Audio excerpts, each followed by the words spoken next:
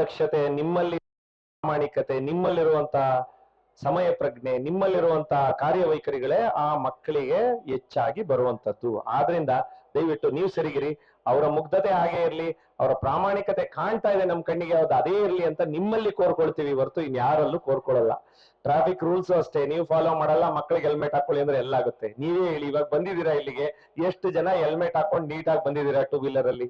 ಎಷ್ಟು ಜನ ಎಲ್ಲಾ ಸಿಗ್ನಲ್ ಫಾಲೋ ಮಾಡ್ಕೊಂಡು ಬಂದ್ರಿ? ನಾನ್ ಫೋಟೋ ತೆಗೆಯೋದು, ಪೊಲೀಸವ್ರು ಹಿಡಿಯೋದು ಬೇರೆ ವಿಚಾರ, ನೀವು ಫಾಲೋ ಮಾಡ್ತಿದ್ದೀರೋ ಇಲ್ವೋ ಅನ್ನೋದು ಇಂಪಾರ್ಟೆಂಟ್. ನಮ್ನೇನು ಇಲ್ಲಿ ಕರ್ಸಿದಾರೆ ಇವ್ರೇನೋ ಹೇಳಿ ಇರೋ ಅಂತ 90% ಜನಕ್ಕೆ ನಾವು ವಿಲನ್ಸೇ, ನಮ್ಗೇನ್ ಬೇಜಾರಿಲ್ಲ. ಇದಕ್ಕೆ ನಾವ್ ಎನ್ಫೋರ್ಸರ್ಸ್, ನಾವು ಪನಿಷ್ ಮಾಡ್ತೀವಿ, ನಾವು ಶಿಕ್ಷೆಗೆ ಗುರಿಪಡಿಸ್ತೀವಿ, ಫೈನ್ ಹಾಕ್ತಿವಿ. ಪೊಲೀಸ್ ಅವರು ಅಂದ್ರೆ ಸುಮ್ನೆ ನೋಡಕ್ಕೆ ಫ್ಯಾನ್ಸಿ ಕಾಣಿಸ್ಬೋದು ನಿಮ್ಗೆಲ್ಲ. ನಾವೇನಾದ್ರು ನಿಲ್ಸಿದ್ರೆ ಅಯ್ಯೋ ಇವ್ನ್ ಯಾಕಪ್ಪ ನಿಲ್ಲಿಸ್ತಾ ನಮ್ಗೆ, ಇವ್ನ್ ಯಾಕಪ್ಪ ಮಾತಾಡಿಸ್ತಾನೆ ನಮ್ಗೆ ಅಂತಾನೆ ಎದುರ್ಕೊಂಡೆ ನೋಡ್ತೀರಾ. ನಮ್ಗೇನ್ ಬೇಜಾರಿಲ್ಲ. ಎಷ್ಟು ಜನ ಬೈಕೊಂಡ್ರು, ಎಷ್ಟು ಜನ ಏನೇ ಅನ್ಕೊಂಡ್ರು, ನಮ್ಮ ನೆಸೆಸಿಟಿ ಇದೆ ಸೊಸೈಟಿಗೆ ಸೇಫ್ ಗಾರ್ಡ್ ಮಾಡೋದಕ್ಕೆ, ನಾವು ಅದನ್ನು ಸೇಫ್ ಗಾರ್ಡ್ ಮಾಡೋರೆ.